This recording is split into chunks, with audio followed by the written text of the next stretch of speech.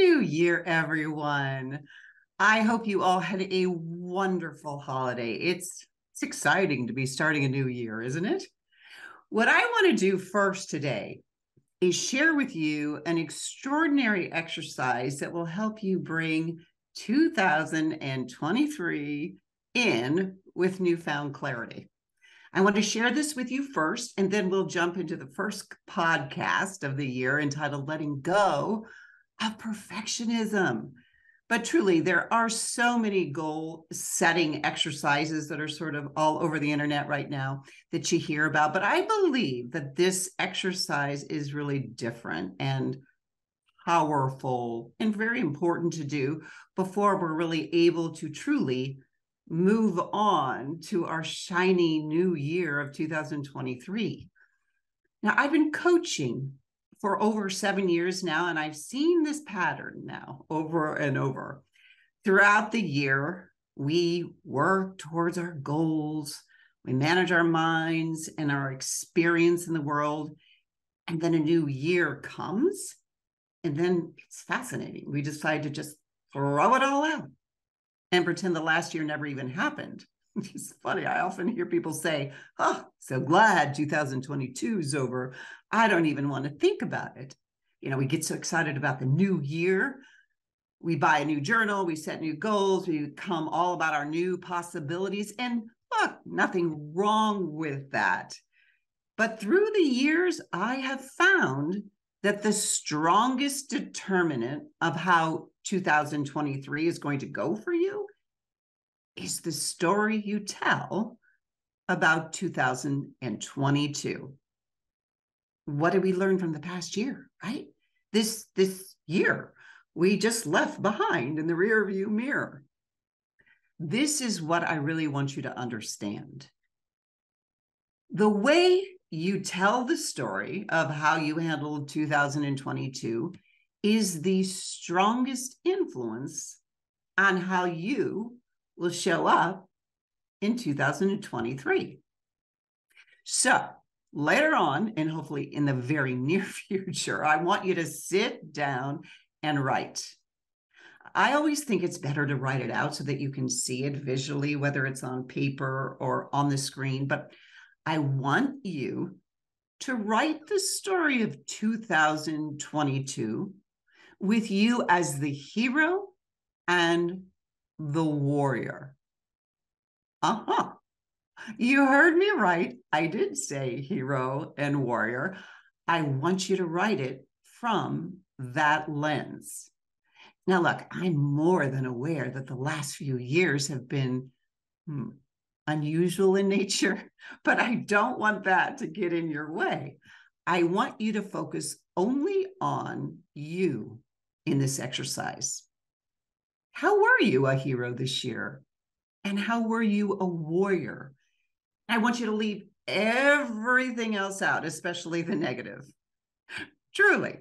I mean, if you focus on the ways that you were a hero, you will become more of a hero in this coming year.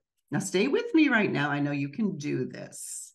It does not have to be a big deal, a big hero out in the world. It could be internal achievements that this part's up to you. It could be big or small, but you were a hero in this past year, and you need to remember how you did it. I find it amazing how easily we forget the good. I did this exercise myself recently, and truly, I was shocked at what I had forgotten.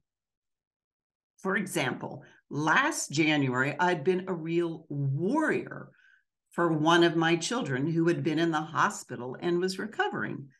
It had been a very scary time, and I had already forgotten how fiercely I had shown up for him or fought for him.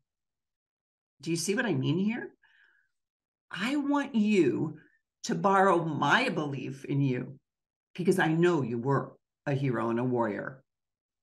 I'm sure you were other things too, as we're all human. But for this exercise, as you process and write this out, I want you to tell your story as only the hero and the warrior. Now, I've done this exercise with several clients this year, and one of my clients sent this to me recently, and I asked if I could share her beautiful words. And she said, absolutely. And this is what she wrote. My hero and warrior moments of 2022. Number one, it was the year that I learned to spend more quality time with my husband and children. Number two, it was the year that I learned that my dreams were important too. Number three, it was the year that I became aware of all of my judgment of others, and I could now catch myself and stop. Number four, it was a year that I decided that I have a book in me and that I would begin working on that dream.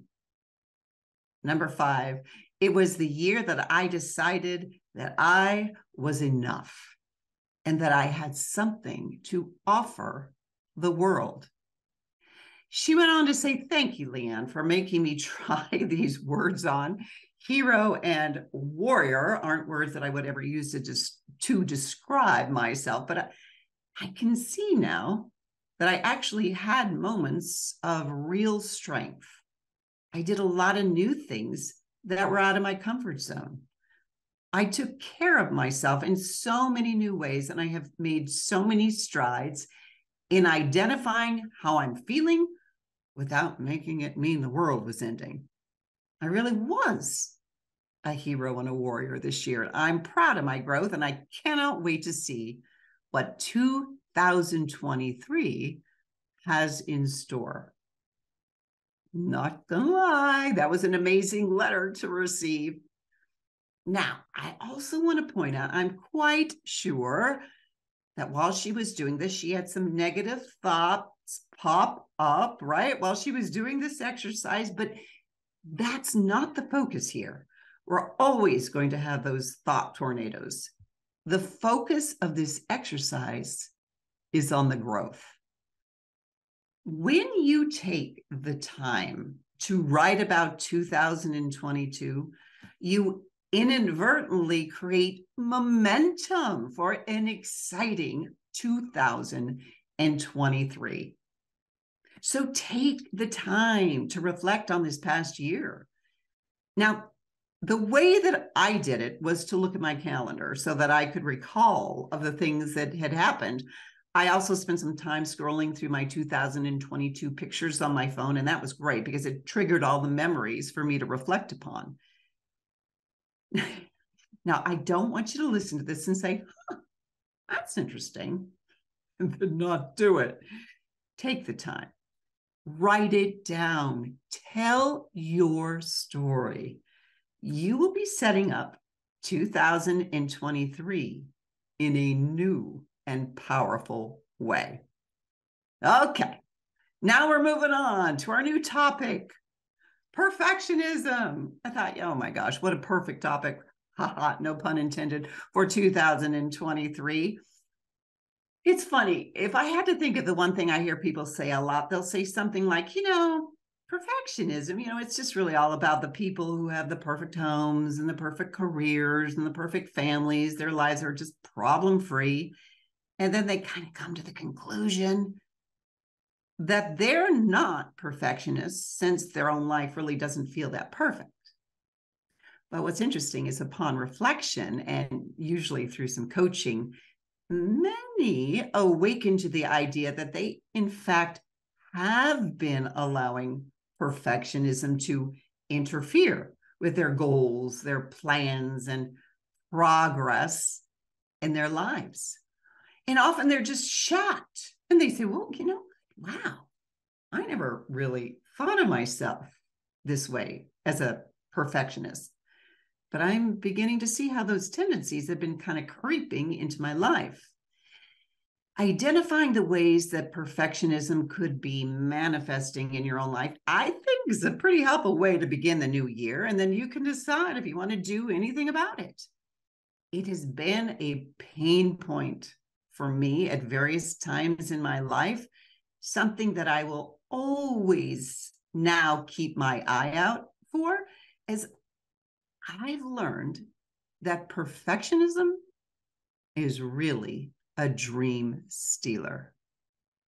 I love, love, love this quote. At its root, perfectionism isn't really about a deep love of being meticulous. It's about fear. Fear of making a mistake, fear of disappointing others, fear of failure, fear of success. Kind of shocking, right? But a true way to reframe this trait. We often put some cultural value into perfectionism, don't we? Especially as it relates to work and life and family. But from this view, we're reminded of perfection's close cousin, right? Which is fear. And on that note, I want to share some phrases that I hear a lot from unsuspecting perfectionists. Oh, I'm not ready to try that. Well, I should have done more. Why can't I figure this out? I don't really feel, Leighanne, like I've achieved any real accomplishments. Oh, you know what? I'm not put together enough for that. Well, I don't have enough training. So many people are doing that already. You know what? I've realized if I want to do it right, I have to do it myself. Do any of these sound familiar? These thoughts are so disempowering that you would think we drop them like a hot potato, but we don't. And I want you to notice that each of these is just sort of dripping with fear and excuses. It's almost hard to differentiate the differences. Perfectionists have major resistance to loosening their control over themselves. And perfectionism at its core is so much about control. And often it's accompanied by just these absurd thoughts like, but if I stop being hard on myself, I'll never get anything done. Most of us have been so conditioned to believe that we need to just prove and earn our worth, that we've been pushing and forcing and striving our way toward personal perfection. And more research is coming out and showing that self-criticism is actually linked with lower motivation, less self-control, and sadly, more depression. According to a York University study, they found that the students who are harder on themselves after they procrastinate on a test, for example, are actually likely to procrastinate more for their next exam. But conversely, self-compassion and forgiveness have been found to correlate with more motivation, self-control, and overall happiness. Fascinating, right? And if this all sounds familiar, it's because the voice of perfectionism is the voice of the inner critic. We all have one, you know, your old familiar Debbie Downer that tries to keep you safe by keeping you playing small. And then this all gets even more complicated because most of us have learned to be so good at striving for perfection that we wear that self-depletion medal as some kind of badge of honor. I think just a great example of perfectionism is telling, you know, how you've seen people, this happens, telling everyone how busy we are. It just becomes this joyless, pointless, who's more successful, who is busier, right? Competition. But when you really get down to it, perfectionism is self-doubt masquerading as confidence. When we are in the perfectionist mindset, we grasp for control. We constantly seek external validation. And in the back of our minds, we believe that if we just do a little bit more, we'll be good, right? We'll be okay if we do a little more. We'll be enough if we do a little bit more. And that's what perfectionist striving is truly all about. Trying to do, prove, have, be enough, so that we'll finally feel worthy of receiving goodness, success, love. The question then remains, how will you know when you've reached enough? This is the perfectionism paradox. We pin our sense of worth on how much we can prove to others that we're capable of doing, which means when we inevitably can't get all of those things done perfectly because we're human, we set ourselves up for letdown after letdown after letdown. When we are in a perfectionistic state of mind, we want to do it all ourselves, be superhuman, be as capable or successful as we think all the people around us are. We always want to be in control, hyper productive, never need to rest, never need to rejuvenate, never fail, never be rejected, never be embarrassed, and never get hurt. I want you to notice all the all or nothing language in those statements, all the nevers. Can you see how perfectionistic thinking is so very black and white? There is no allowing for the full spectrum of the human emotional experience. In reality, the truth about perfectionism is this: it makes us feel guilty. It makes us feel chaotic and anxious. It disconnects us from the present moment, doesn't it? It makes us less productive. It puts so much pressure on ourselves that we often get sick. It limits our potential. It never lets us take risks for the things we truly care about. It puts this kind of glass ceiling on our capacity for success and contribution. It can make us feel very isolated and alone. It disconnects us from joy. It disconnects us from creativity. And the worst of all, I believe, that it disconnects us from our own intuition. Here is something that I have learned personally. We all need to learn how to become at peace with imperfection. I believe that most of us humans have a couple of areas in our lives where perfectionism runs rampant. And I get it, because sometimes perfectionism is a good thing. It can really sound good. But what I've learned is that perfectionism is for scared people. Look at it this way. If you have to be perfect, you don't really ever have to take action, right? You can sit back and give your reasons for why you won't engage. For example, if whatever that it has to be perfect, you'll never put it out into the world.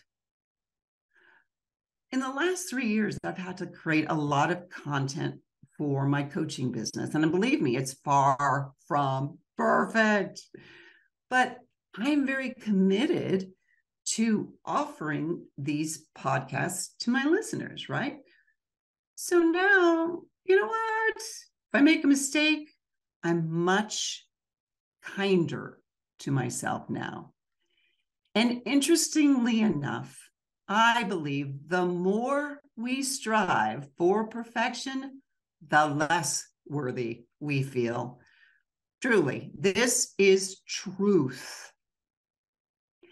The antidote to the thankless, never-ending perfectionism cycle is really simply this. It's that trust in that you are enough. What if it truly was that simple? I'd like to quickly go over 5 points with you on ways to get over those self-destructive, perfectionistic tendencies for the new year. And if there's a dream you've had that you're struggling to get going on, listen up. All right. Number one, just start. Literally, just start. If you listen every day to the inner critic in you, oh boy, you'll never start. You will quickly build the trust that you can handle what flows once you just begin, and start small, start reasonably. Your inner perfectionist will try to make you believe it has to be all or nothing. Go big or just go home. But that's simply not the case. Slow and steady will always win the race and help you build the type of success that you desire. And when you do this, you will likely have a much more solid foundation. Number two, don't ask everyone you know for their opinion. I believe the seeds of our deepest dreams and desires are delicate at first, right? Let them take root and get really firmly planted before you start sharing them with the world. And be mindful, selective regarding who you share your dreams and goals with. And if you do share, be clear on the who and the why. Ask yourself, what is my intention on sharing? And is this a person who will truly cheer you on and who wants to see you succeed?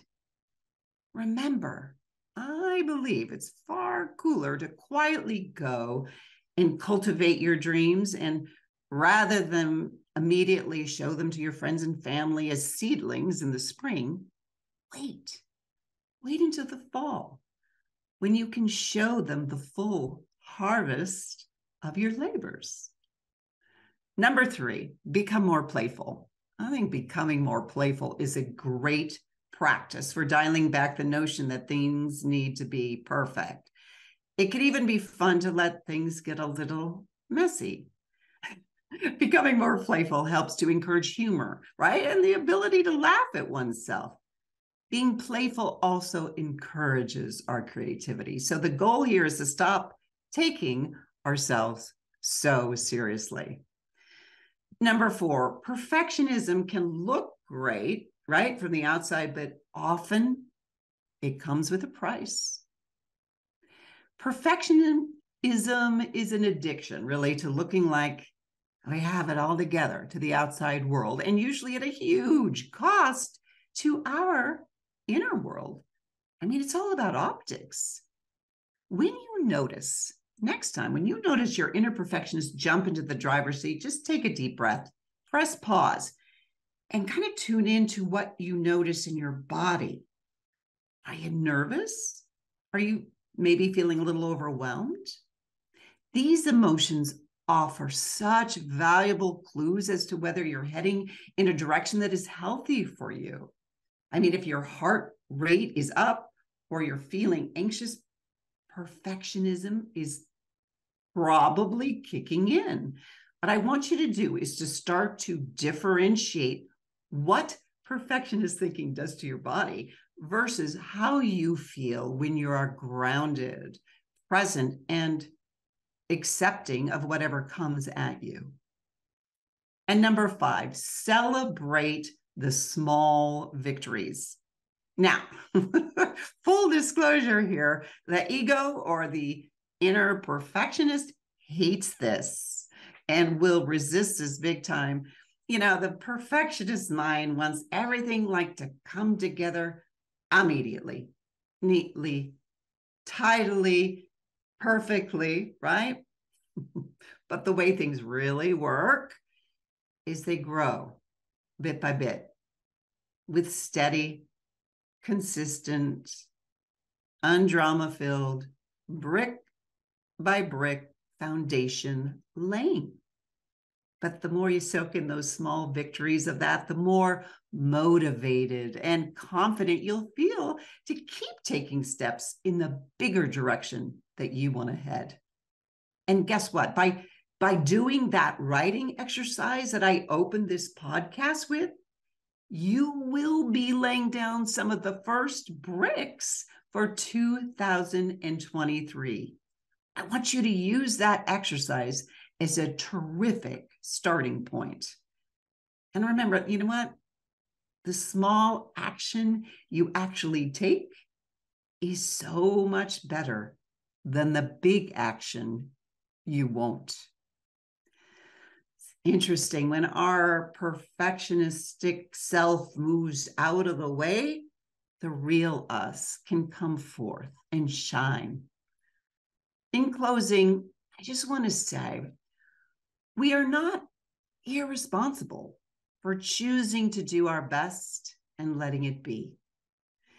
Nor are we irresponsible for relinquishing control in favor of emotional well-being, joy, and freedom.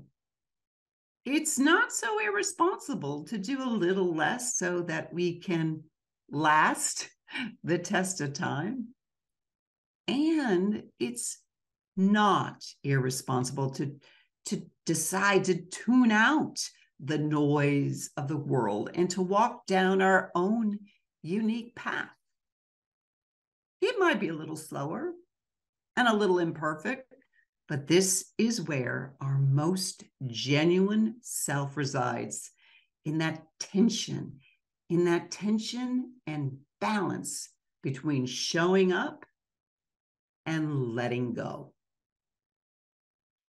Perfectionism might still show up, from time to time and tell us we're not enough. You know what? Our true self knows that we are. You are enough. Borrow my belief in you. You've been listening to Champion Your Life with me, Leighanne Champion. Please connect, reach out. If you would like a copy of the 5 points I just went over, shoot me a message on my website and I'll happily send it to you.